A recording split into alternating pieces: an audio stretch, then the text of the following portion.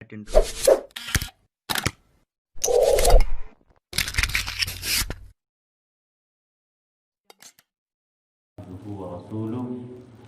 بالهدى ودين الحق أرسله صلى الله تعالى عليه وسلم أما بعد أعوذ بالله من الشيطان الرجيم بسم الله الرحمن الرحيم يا أيها الذين آمنوا اتقوا الله وابتغوا إليه الوسيلة وجاهدوا في سبيله لعلكم تفلحون صدق الله مولانا العظيم وبلغنا رسوله النبي الأمين الكريم ونحن على ذلك لمن الشاهدين والشاكرين والحمد لله رب العالمين۔ برادران ملت اسلامیہ، قابل قدر بزرگوں، نوجوان دوستوں، آئیے ہم اور آپ سب مل کر انتہائی ادب و احترام کے ساتھ اپنے و ساری کائنات کے مرکز عقیدت آقائے دو جہاں حضور رحمت عالم نور مجسم جناب احمد مصطفیٰ محمد عربی روح اللہ صلی اللہ تعالیٰ علیہ وسلم کی بارگاہ اقدس میں درود پاک پڑھنے کی سعادتیں حاصل کر لیں۔ پڑھیں اللہم صلی علی سیدنا مولانا محمد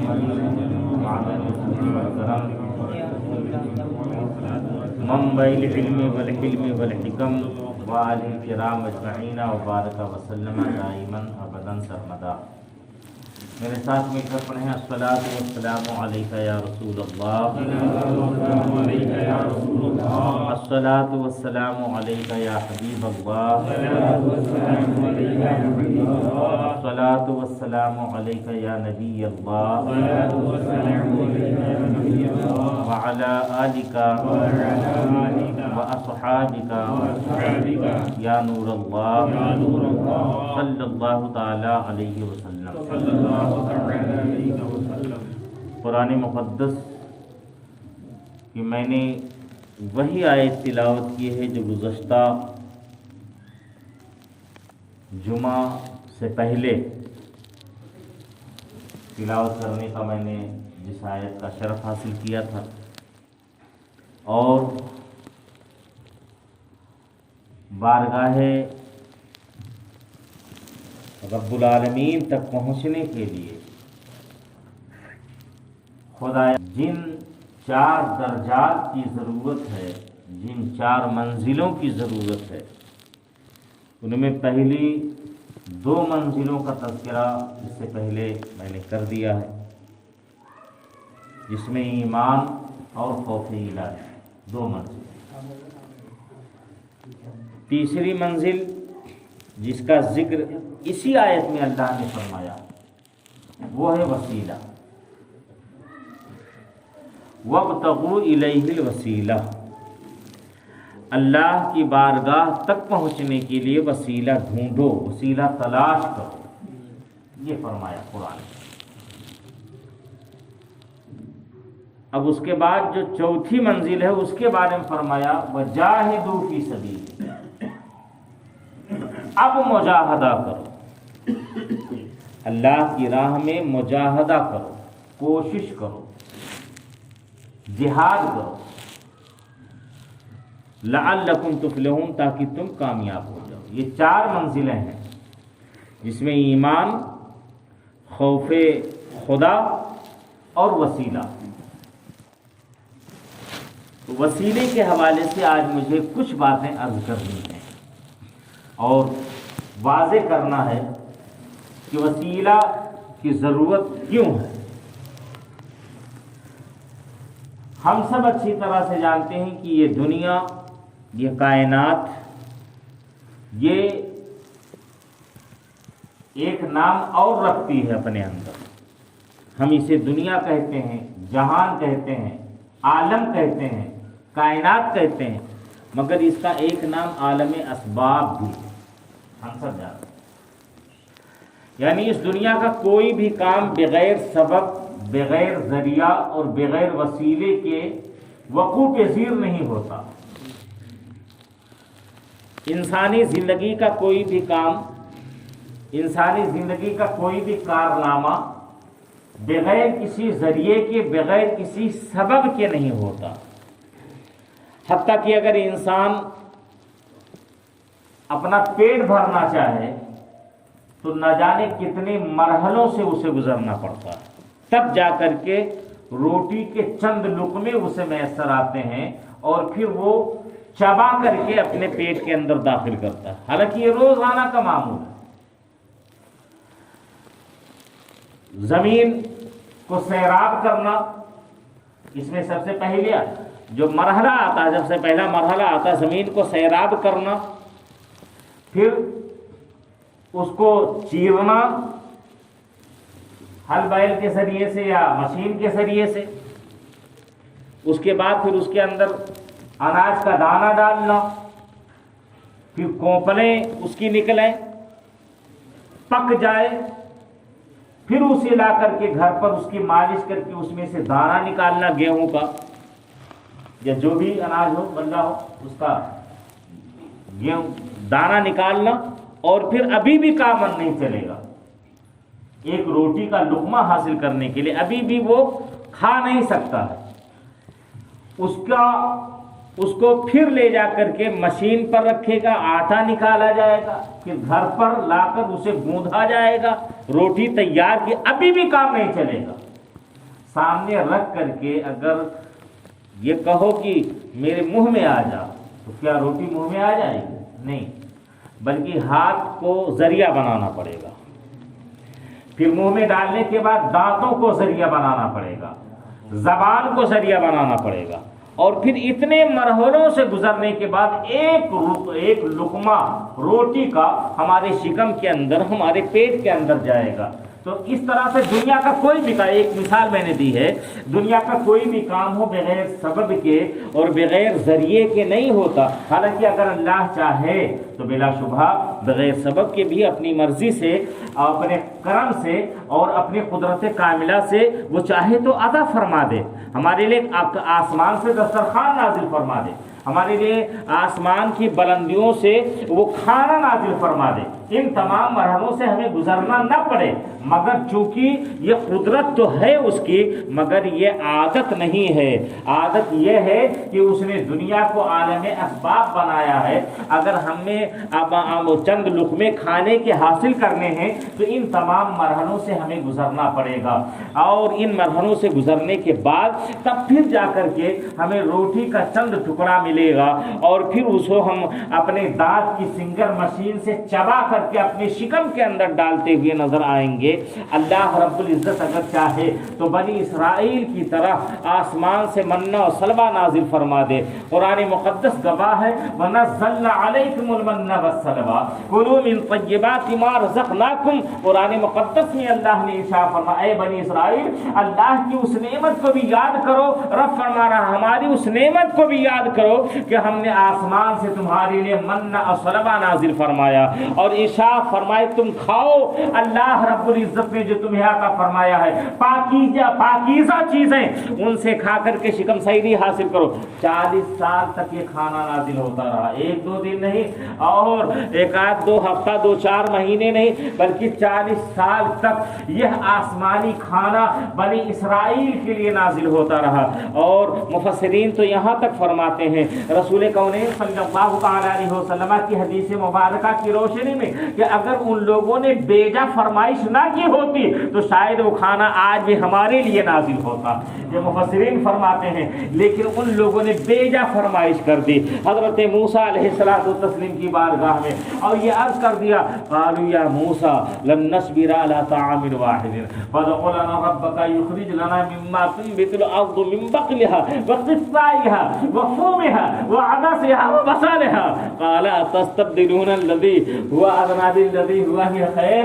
یہ قرآن مقدس ہے جو موسیٰ علیہ السلام کے زمانے کا واقعہ بیان فرما رہا ہے، بنی اسرائیل کا واقعہ بیان فرما رہا ہے۔ ان لوگوں نے حضرت موسیٰ علیہ السلام کی بارگاہ میں عرض کی، اے موسیٰ، ایک کھانے پر اب صبر نہیں ہو رہا ہے، ایک ہی طرح کا کھانا روزانہ ہمیں ملتا ہے، اتنے زمانے ہو گئے، اور وہ شہد جیسا حلوہ ہمیں ملتا ہے، اور بھنی ہوئی بٹیریں ہمیں ملتی ہیں جو آسمان سے نازل ہوتی ہیں، اور ایک ہی طرح کا کھانا ہمیں مل رہا ہے، ہم تو اب ایک کھانے پر صبر نہیں کر سکیں گے۔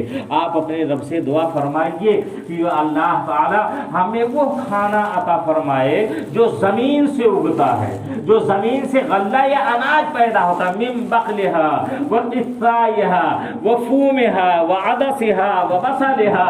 یہ ان لوگوں نے عرض کیا تھا ہمیں تو دال چاہیے، ہمیں پیاز چاہیے، ہمیں لہسن چاہیے، ہمیں مولی چاہیے، اس طرح کی غذائیں ہمیں چاہیے، ہم ایک طرح کے کھانے پر صبر نہ کر سکیں گے۔ اللہ کا ارشاد ہوا موسیٰ ان سے کہہ دو کھیتی باڑی کریں اور اناج پیدا کریں، پھر اس طرح کا اناج اور غلہ پیدا ہوگا۔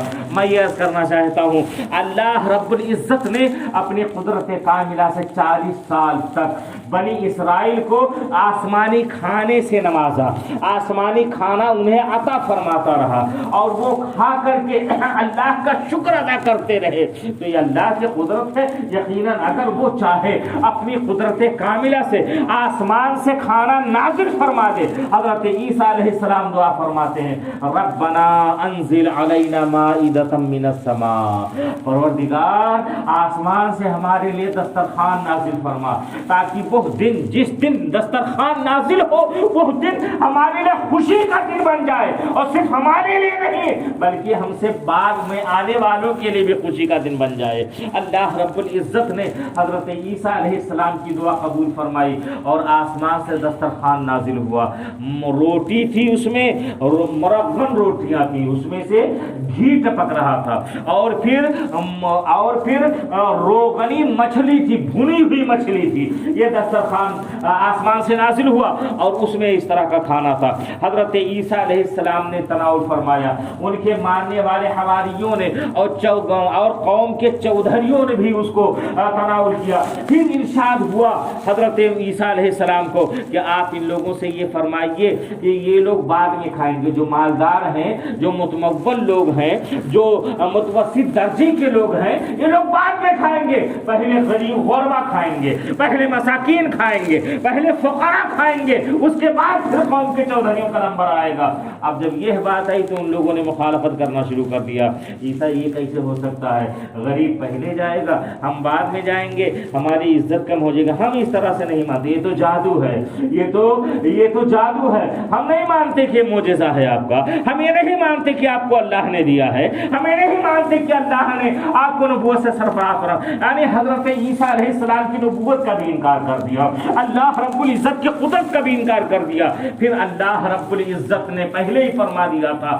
کہ اگر ان لوگوں نے ناشکری کی، حضرت عیسیٰ علیہ السلام سے پہلے فرما دیا تھا اگر ان لوگوں نے ناشکری کی تو میں انہیں ایسا عذاب دوں گا کہ اس سے پہلے میں نے کسی کو ایسا عذاب نہیں دیا ہوگا۔ بعد میں ان لوگوں نے ناشکری جب کی تو اللہ رب العزت نے ان پر عذاب نازل فرمایا اور ان کی صورتیں مسخ کر دی گئی اور خنزیر بنا دیے گئے۔ میں یہ عرض کرنا چاہتا ہوں اور یہ بتلانا چاہتا ہوں اللہ رب العزت کی قدرت ہے، اگر وہ چاہے تو آسمان سے دسترخوان نازل فرما دے اور آسمان سے وہ کھانے نعمت نازل فرما دے، مگر یہ قدرت تو ہے، اس کی عادت نہیں ہے۔ اب حکم کیا ہے؟ ایک لقمہ حاصل کرنے کے لیے ہمیں نہ جانے کتنے ذرائع سے گزرنا پڑے گا۔ کیوں؟ اس لیے کہ دنیا عالم اسباب ہے، بغیر سبب کے کوئی کام نہیں ہوتا ہے، بغیر ذریعہ کے کوئی کام نہیں ہوتا ہے اور بغیر وسیلہ کے کوئی کام نہیں ہوتا ہے۔ اب میں آپ سے یہ سوال کرنا چاہتا ہوں اور آپ سے میں پوچھنا چاہتا ہوں، جب ایک لقمہ روٹی بغیر وسیلے کے نہیں مل سکتی ہے تو اللہ رب العزت بغیر وسیلے کے کیسے مل سکتا ہے؟ پروردگار عالم بغیر وسیلے کے کیسے مل سکتا ہے؟ یہی وہ منزل ہے جس کو قرآن مقدس نے بیان فرمایا اور ارشاد فرمایا کہ اگر تمہیں اللہ تک پہنچنا ہے تو وسیلہ تلاش کرو، بغیر وسیلے کے اللہ رب العزت کی بارگاہ تک تمہاری رسائی نہیں ہو سکتی ہے، وہاں تک تمہاری باریابی نہیں ہو سکتی ہے۔ ہم نے کیا تاریخی واقعات میں پڑھا نہیں ہے؟ اولیاء کرام کی زندگیوں کا کیا ہم نے مطالعہ نہیں کیا ہے؟ ہم اپنے تو عوام تو عوام ہے، امتی تو امتی ہے، نبی کا حال یہ ہے کہ पैगंबर भी अल्लाह रब्बुल इज़्ज़त की बारगाह में अंबिया का वसीला पेश करते हुए नजर आते हैं। हज़रत सैयदना अली मुर्तज़ा रज़ियल्लाहु ताला अन्हु के बयान करदा हदीस मुबारक है, और इस हदीस के रावी हज़रत अनस इब्न मालिक रज़ियल्लाहु ताला अन्हु भी हैं। वो बयान फरमाते हैं कि हज़रत अली रज़ियल्लाहु ताला अन्हु की वालिदा मोहतरमा हज़रत फातिमा बिनते असद का जब इंतकाल हुआ तो रसूल कौनैन सल्लल्लाहु ताला अलैहि वसल्लम तशरीफ लाए और अपनी चची के सरहाने बैठ गए। अबू तालिब की अहलिया थी, वो हुजूर रहमत आलम सल्लल्लाहु ताला अलैहि वसल्लम का बहुत ख्याल रखती थी, यहाँ तक कि सरकार उनके सरहाने उनके इंतकाल के बाद आकर बैठ गए और उन्हें मुखातब फरमाते हुए आका अलैहिस्सलातु तस्लीम ने इरशाद फरमाया था, अम्मी जान, मैंने अपनी वालिदा के बाद आप ही को अपनी माँ माना है। मैं अच्छी तरह से जानता हूँ कि बचपन में जब मैं अपने चचा की किफालत में था तो आप खुद खाना नहीं खिलाती थी, मुझे पेट भर के खिला दिया करती थी, और आपका हाल ये था कि अगर कोई खाने पीने की चीज होती थी तो मेरे लिए छुपा करके रखती थी और मुझे आप खिलाया करती थी। आप गायब दर्जा मुझसे मोहब्बत करती थी, मगर आज आप मुझसे बिछड़ गई, आज आप मुझसे जुदा हो गई। मैं आज के बाद अब किसको माँ कहूँगा? मैं किसे अपनी हकीकी माँ के बाद मैं किसे माँ कह करके पुकारूंगा? रसूल कायनात सल्लल्लाहु अलैहि वसल्लम उनसे मैयत से मुखातब होकर, जनाजा से मुखातब होकर ये फरमा रहे। उसके बाद फिर आका अलैहिस्सलातु तस्लीम ने अपने मुक़द्दस हाथों को अपने मौला की बारगाह में बुलंद फरमाया और दुआ फरमाते हैं हुजूर रहमत आलम सल्लल्लाहु अलैहि वसल्लम, ऐ अल्लाह, यकीनन तू जिंदा है, तुझ पर कभी मौत तारी नहीं होगी, बल्कि तू जिंदगी अता फरमाता है और तू ही लोगों पर मौत भी तारी फरमाता है। ऐ अल्लाह, मेरी वालिदा की मग़फ़िरत फरमा दे और इन्हें तलक़ीन फरमा दे। वलक़्तिनहा, ऐ अल्लाह तू इन्हें तलक़ीन फरमा दे। ववस्से मदख़ला है, ऐ अल्लाह तो इनकी कब्र को वसी फरमा दे। बेहक़्क़े नबिय्यका वल अंबिया अल्लज़ीना मिन क़ब्ली, यह हदीस मुबारक के जुमले, बेहक़्क़े नबिय्यका वल अंबिया अल्लज़ीना मिन क़ब्ली, ऐ अल्लाह मेरी माँ फातिमा की मग़फ़िरत फरमा, इनकी कब्र को वसी फरमा, इनको तू तलक़ीन फरमा अपने नबी के सदक़े में, और तेरे नबी से पहले जो अंबिया गुजरे हैं उनके वसीले से तो उनकी मग़फ़िरत फरमा दे। एक नबी जब नबी का वसीला पेश कर सकता है, एक नबी जब अपना वसीला पेश कर सकता है अपने मौला की बारगाह में, तो बताओ क्या उम्मती नबी का वसीला नहीं पेश कर सकता? आज बाज़ लोग एतराज़ करते हैं और ये कहते हैं नहीं, वो जब तक जिंदा थे तब तक उन्हें वसीला बनाया जा सकता था, अब उनके इंतकाल के बाद उनके विसाल, मैं तो बड़ा मुहज़्ज़ब जुमला इस्तेमाल कर रहा हूँ, वो जालिम मरने के बाद कहते हैं, उनके मरने के बाद अब उन्हें वसीला नहीं बनाया जा सकता। माज़अल्लाह रब्बिल आलमीन, क्या तुमने नबी को वसीले आर्ज़ी समझ रखा है? क्या नबी को तुमने वसीले गैर मुस्तक़िल समझ रखा है? समझो दो तरीके हैं वसीले के, या दो किस्में हैं, एक वसीले आर्ज़ी है और एक वसीले दायमी है। वसीले दायमी का मामला यह है कि जिंदगी से लेकर मौत तक और हश्र तक वो वसीला बाकी रहता है, और वसीले आर्ज़ी जिंदगी में टूट भी जाता है और कभी कभी ख़त्म भी हो जाता है। ये दो तरह के वसीले हैं जो इंसानी ज़िंदगी में पेश आते हैं, हमारी ज़िंदगी में पेश आते हैं। क्या हमने कभी गौर किया इन दोनों वसीलों पर? एक वसीला है, जैसे हमें जयपुर जाना है तो हमने बस का वसीला पकड़ा या ट्रेन का वसीला पकड़ा, इसका हमसे राब्ता कितनी देर तक है? जब तक हम जयपुर नहीं पहुंच जाते। जयपुर पहुंचने के बाद ये वसीला खत्म, ये वसीले आर्ज़ी है। इसी तरह नबी को भी इन लोगों ने समझ रखा है, मगर याद रखें एक वसीले दायमी होता है, एक वसीले मुस्तकिल होता है। जैसे कुरान मुक़द्दस अगर हमें पढ़ना है, कुरान पाक की तालीम अगर हमें लेनी है, या अरबी हमें सीखना है, या मान लीजिए हमें इंग्लिश सीखनी है, अरबी या हिंदी सीखनी है, कोई भी ज़बान अगर हमें सीखना है तो पहले उस ज़बान के हुरूफ़ तहज्जी को हमें सीखना पड़ेगा, अल्फ़ाबेट को सीखना पड़ेगा। जो حروف تہجی ہوتے ہیں نا انہیں سیکھنا. قرآن پڑھنے کے لیے یا عربی اردو پڑھنے کے لیے الف با تا ثا جیم ہا خا دال یہ پورا یا تک ہمیں سیکھنا پڑے گا. انگلش پڑھنے کے لیے ہمیں اے بی سی ڈی وغیرہ سیکھنا پڑے گا. ہندی پڑھنے کے لیے ہمیں کا کھا گا گا وغیرہ سیکھنا پڑے گا. یہ جو حروف ہیں الفابیٹ کے جو حروف ہیں یہ جو حروف تہجی ہیں کیا ہم نے یہاں پر انہیں حاصل کر لیا انہیں سیکھ لیا اب ان کا کام ختم ہو گیا؟ اب یہ وسیلہ تو ہے قرآن سیکھنے کا. یہ الف با تا ثا حروف تہجی وسیلہ تو ہے. کیا وسیلے عارضی ہے؟ کیا وسیلے غیر مستقل ہیں؟ آپ کہیں میں کہوں گا کہ نہیں بلکہ یہاں پر ہم نے سیکھا ہے. اب یہ جب ہم قرآن پڑھیں گے یہی حروف ہمارا ساتھ دیتے ہوئے نظر آئیں گے. یہی حروف ہمارا وسیلہ بنتے ہوئے نظر آئیں گے. یہی حروف ہمیں سہارا دیتے ہوئے نظر آئیں گے. جب ہم انگلش کی کوئی کتاب پڑھیں گے تو انگلش کے جتنے الفابیٹ ہیں یہی ہمیں سہارا دیتے ہوئے نظر آئیں گے. جب ہندی کی کوئی ہم کتاب پڑھیں گے تو ہندی کے جتنے حروف ہیں وہ سارے حروف ہمیں باضابطہ سہارا دیتے ہوئے نظر آئیں گے اور وسیلہ بنتے ہوئے نظر آئیں گے. تو یہ جو وسیلہ ہے یہ وسیلے غیر مستقل نہیں ہے بلکہ وسیلے مستقل ہے اور وسیلہ دائمی ہے. ایسے ہی نبی جو وسیلہ ہوتا ہے یہ وسیلے دائمی ہوتا ہے اور وسیلے مستقل ہوتا ہے. نبی کا رشتہ ختم نہیں ہو جاتا. اگر نبی کا رشتہ صرف ان کی زندگی ہی تک محدود ہوتا تو لا الہ الا اللہ کے بعد محمد رسول اللہ کیوں پڑھتے ہو گئے؟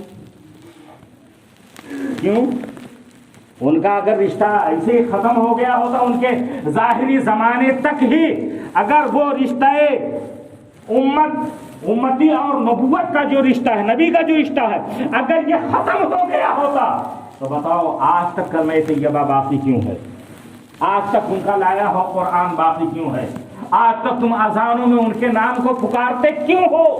آج تک تشہد میں ان پر باضابطہ نام لے کر کے مخاطب کر کے انہیں سلام کیوں کرتے ہوئے نظر آتے؟ التحیات للہ والصلوات والطیبات. تمام بدنی عبادتیں تمام مالی عبادتیں اللہ تیرے لیے ہیں. التحیات میں تمام اپنی زندگی بھر کی تمام عبادتیں اللہ کے لیے. ظاہر سی بات ہے نماز بھی پڑھ رہا ہے تو اللہ ہی کے لیے پڑھ رہا ہے. یہاں نماز بھی اللہ اس لیے کی نیت میں پہلے کر چکا ہے واسطے اللہ تعالیٰ کے. یہ کہہ چکا اللہ کے لیے اللہ تعالیٰ کے لیے میں نے 2 رکعت نیت کی. میں نے 2 رکعت نماز فجر کی سنت واسطے اللہ تعالیٰ کے. منہ میرا کعبہ شریف کی طرف اللہ ہوگا کہہ گیا واسطے اللہ. تو التحیات میں اسی کا تذکرہ میں ہماری تمام مالی عبادتیں بدنی عبادتیں ہر طرح کی عبادتیں مولا تیرے لیے. اب وہ تو بات اللہ کے لیے ہے وہ بات. اب مگر یہاں سے اب دوسرا چیپٹر شروع. السلام علیکہ ایھا النبی. وہاں التحیات میں ہے نا یہ جملہ السلام علیکہ. یہ پھر یہ کیوں ہے؟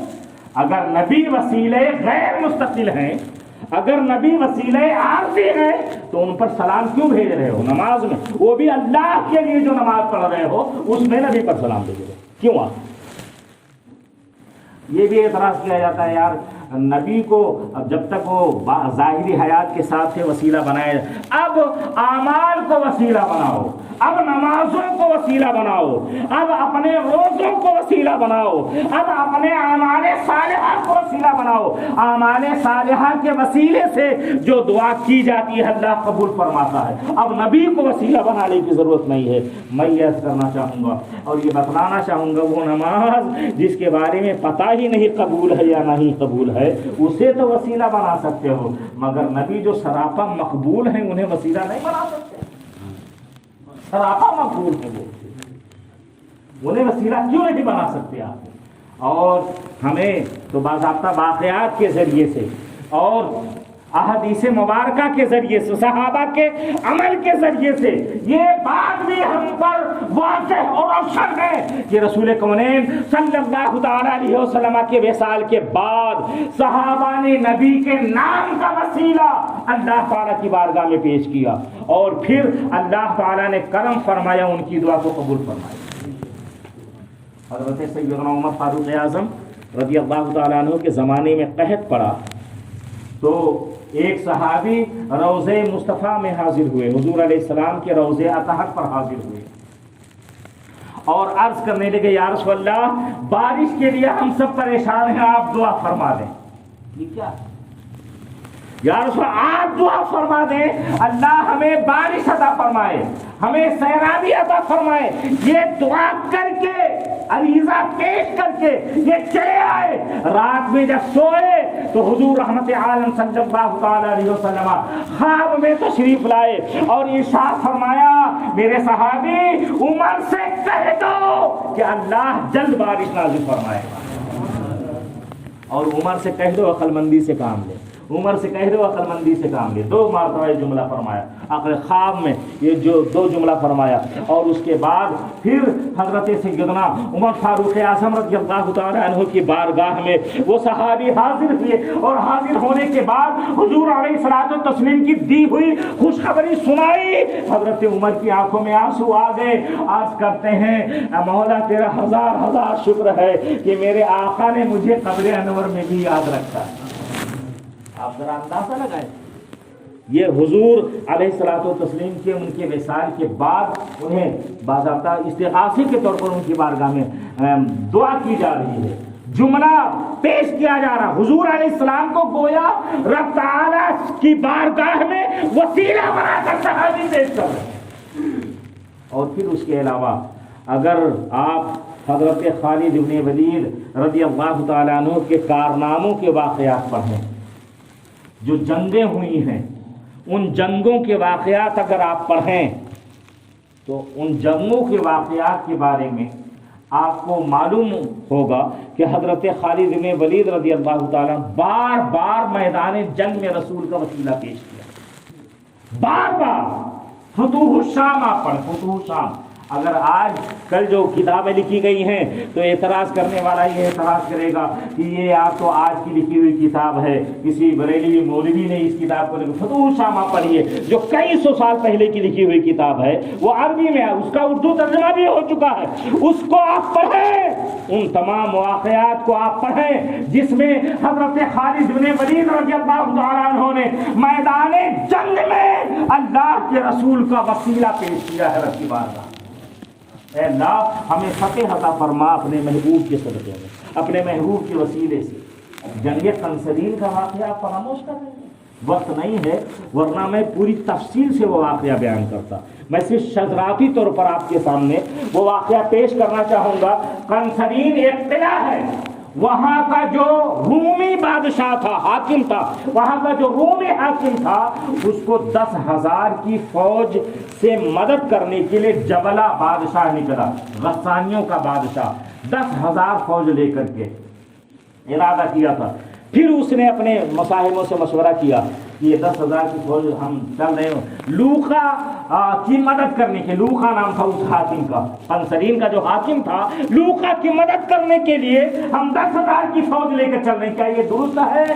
تو اس کے عمائدین نے مشورہ دیا نہیں 10,000 مت لے چلیے، 5,000 لے کر چلیے، اس لیے کہ کہیں ایسا نہ ہو کہ ہمارے قلعے پر حملہ ہو جائے تو یہاں فوج رہے اتنی زیادہ رہے گی نہیں، یہ لوگ رہیں گے تو اچھا رہے گا، اس کی مدد کے لیے 5,000 کی فوج کافی ہے۔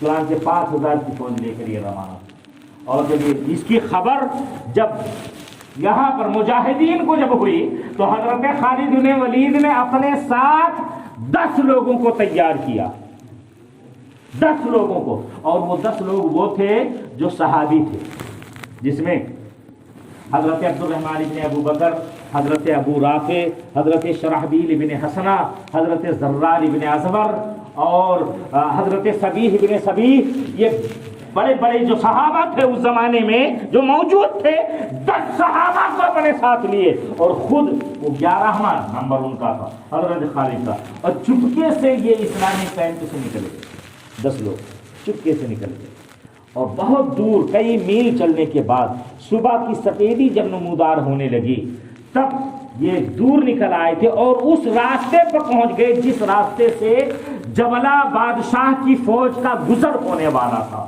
وہاں ایک لکڑی کا پل بنا ہوا تھا، اس پل کے نیچے یہ جا کر کے چھپ جاتے، چونکہ جبلہ بھی عربی تھا، عرب کے جہاں پر یہ بادشاہت کرتا تھا یہ عرب کے سرحد پر واقع تھا، تو ان کا لباس بھی عربوں جیسا تھا، चुनांचे वहाँ नीचे जाकर छुप गए, और छुपने के बाद जब उसकी फौज गुजरने लगी ऊपर से तो एक एक करके उस फौज में शामिल हो गए। ये सब के सब तदबीर हर्ब देखिए, एक एक करके सब उसमें शामिल हो गए। और हजरत खालिद ने पहले बता दिया था कि आहिस्ता आहिस्ता सब लोग आगे आ जाए।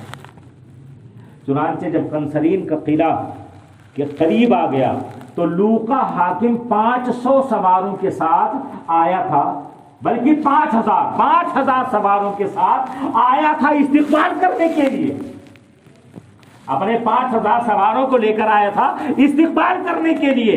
और जब ये दोनों फौज यानी लूका की फौज उधर इस्तिक़बाल के लिए खड़ी है और जबला की फौज इधर से जा रही है, बीच में जब थोड़ा सा फासिला रह गया तो ये 11 सहाबे किराम निकल कर सामने आ गए और दौड़ करके लूका को घोड़ा से उतार लिया और हजरत खालिद ने उसकी गर्दन पर तलवार रख दी और इशारा फरमाया अगर कोई आगे बढ़ा तो इसको खत्म कर।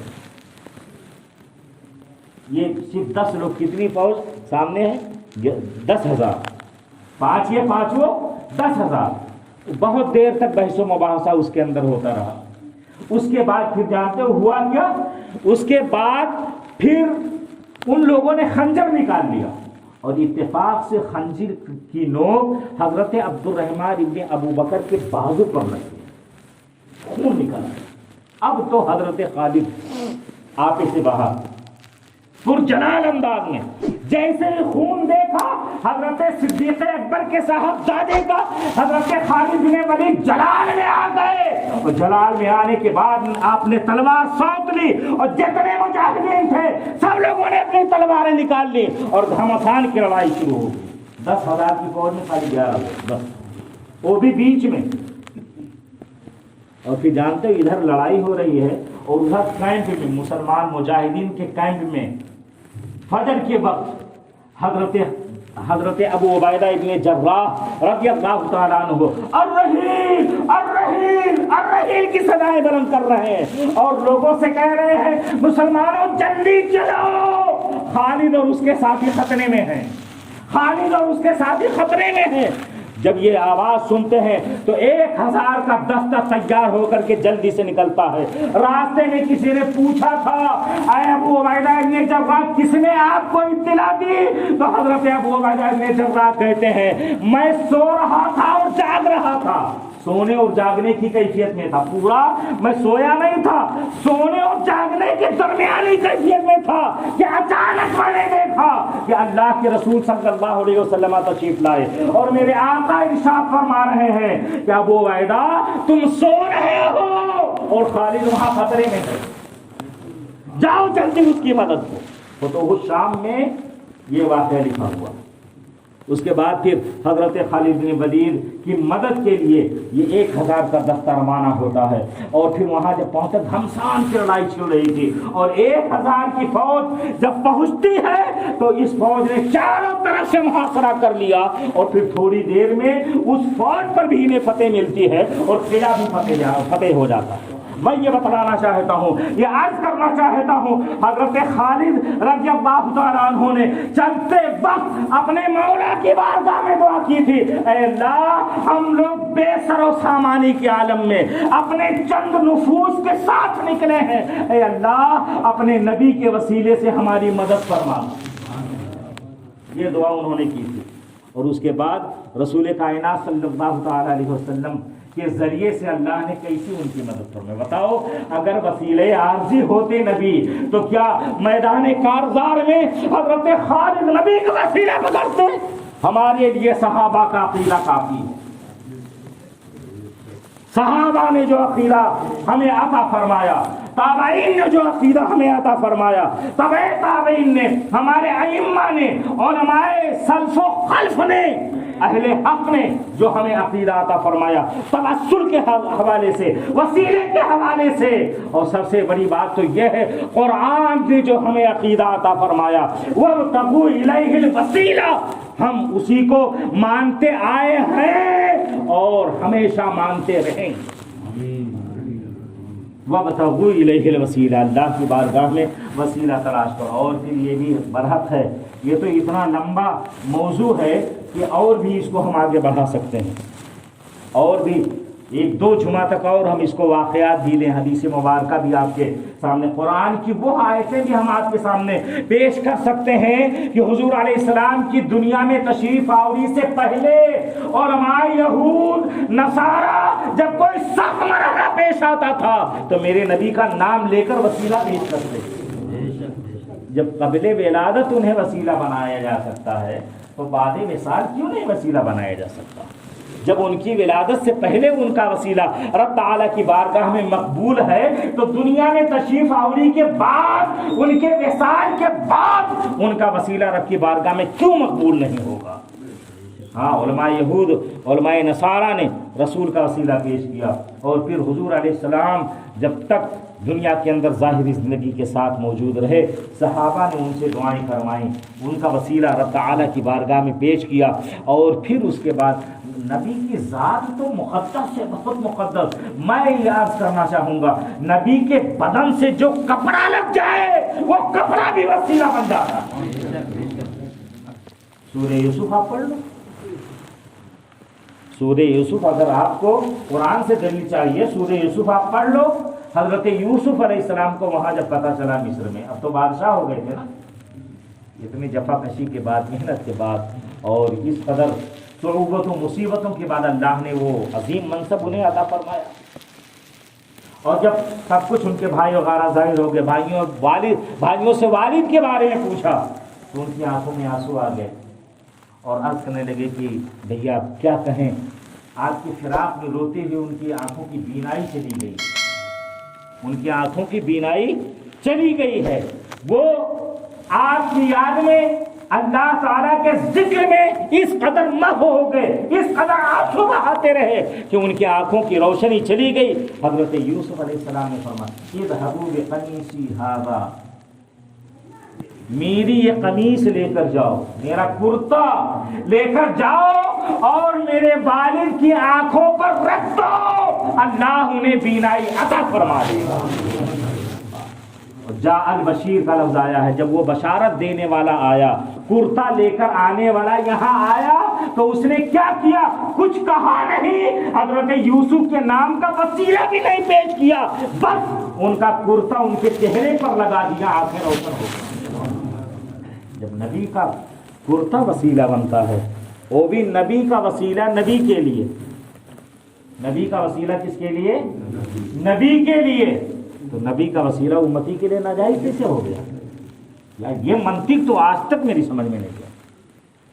नबी का कपड़ा जब नबी के लिए वसीला बन सकता है तो नबी की जात उम्मती के लिए वसीला क्यों नहीं बन सकती?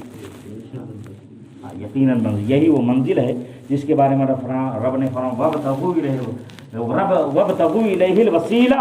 ईमान के डाकू बहुत घूमते हैं, दोस्ती की बुनियाद पर कहीं अपना ईमान बेच मत देना, ये नसीहत याद रखना। कुरानी तालीमात को ही अपने लिए हिर्ज़े जान समझना और दोस्ती की बुनियाद पर, क्लास फेलो होने की बुनियाद पर, हम जमात होने की बुनियाद पर और कुरान के नाम पर कहीं अपना अकीदा फरोख्त मत कर देना। अकीदा हक वही है जो कुरान में और सहाबा ने हमें अता फरमाया। और कुरान में कहीं भी वसीला की मुखालफत नहीं, जगह जगह शफाअत का जिक्र है। और उसके बाद हमारे बुजुर्गों ने अता फरमाया, मादर जाद वली पैदा हुए फिर भी वसीला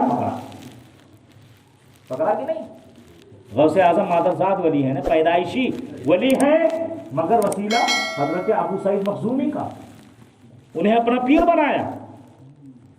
हुजूर करीम नमाज अल्लाह ने जिनका जवार हमें अता फरमाया, हमें फख्र है इस बात पर कि अल्लाह ने इनका पड़ोस हमें अता फरमाया।